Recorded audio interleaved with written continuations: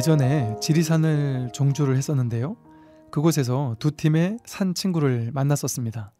한 팀은 등산에 대한 전문적인 지식을 갖춘 전문 산악인이었고요. 다른 한 팀은 그야말로 완전 초보로 뒷산 오르는 기분으로 상식적인 선에서 준비를 해 오셨더군요. 첫날은 전자의 분들과 걸으면서 대화를 나누었습니다. 근데 이분들은 아는 것이 너무 많고 지식이 많다 보니까 대화를 나누면서도 왠지 마음이 무거워지대요. 걷다가 좋은 경치가 나오면 고민할 것도 없이 그냥 주저앉아서 느끼고 바라보는 것이 우리 모두의 마음일 텐데요. 이분들은 대충 50분을 걷고 10분쯤 쉬어야 몸에 좋다면서 그 경치를 마다하고 걷더군요. 또 저녁 때 별빛이 너무 아름다워서 도무지 잠이 들 수 없었습니다.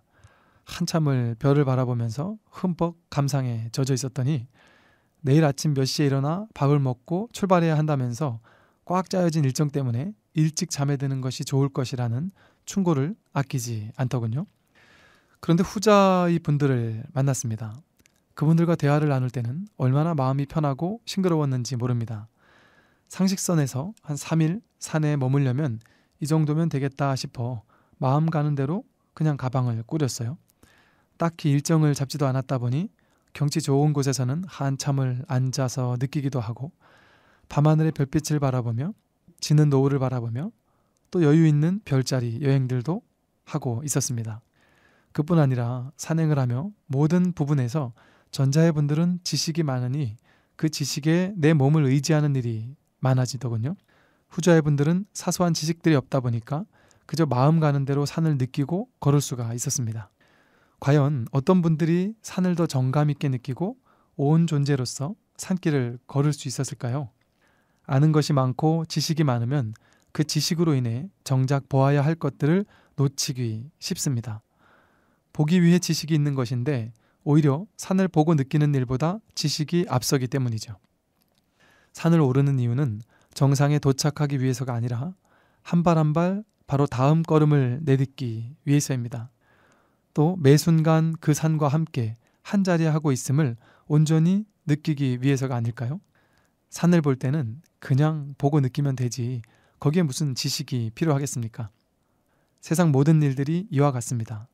수행하는 일도 잡다한 지식과 아르마리가 많다 보면 수행에 대해 머릿속에서 정리하기가 바빠서 정작 직접 실천을 하는 일은 뒷전이 되고 말 때가 있습니다. 그래서 지식이라는 것은 자신의 맑은 텅 빈 시선을 가리고 왜곡시킬 때가 많죠. 어떤 문화재 전문가께서 아는 만큼 본다라고 말했다고 하던데요.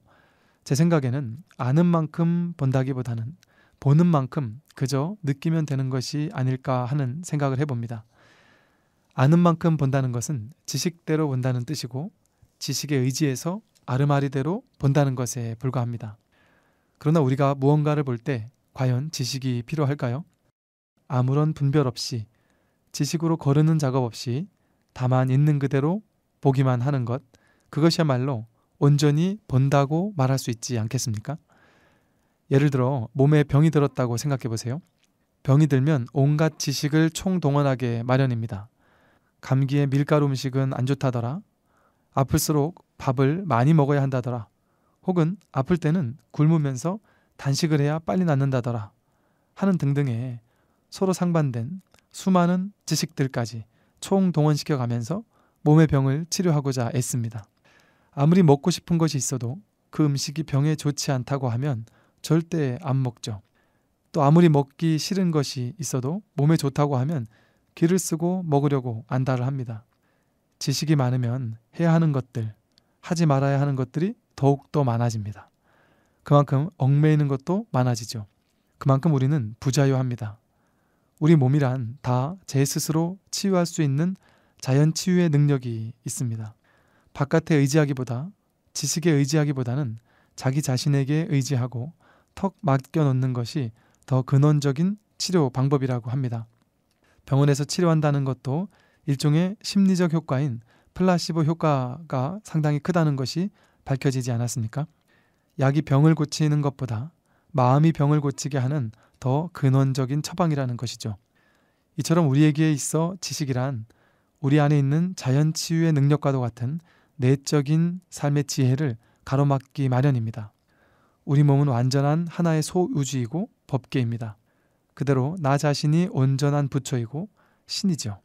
배고프면 밥을 찾고 또 배부르면 뒷간을 찾고 졸리면 자고 짜는 식을 먹으면 알아서 물을 찾게 마련입니다. 물 흐르듯이 우리 몸도 자연스럽게 흘러가게 마련인 거죠. 우주 법계의 이치에 내 안의 삶의 질서에 턱 맡기고 나면 내 안에서 우러나오는 밝은 지혜의 소리를 들을 수 있고 그렇게 살 수 있습니다.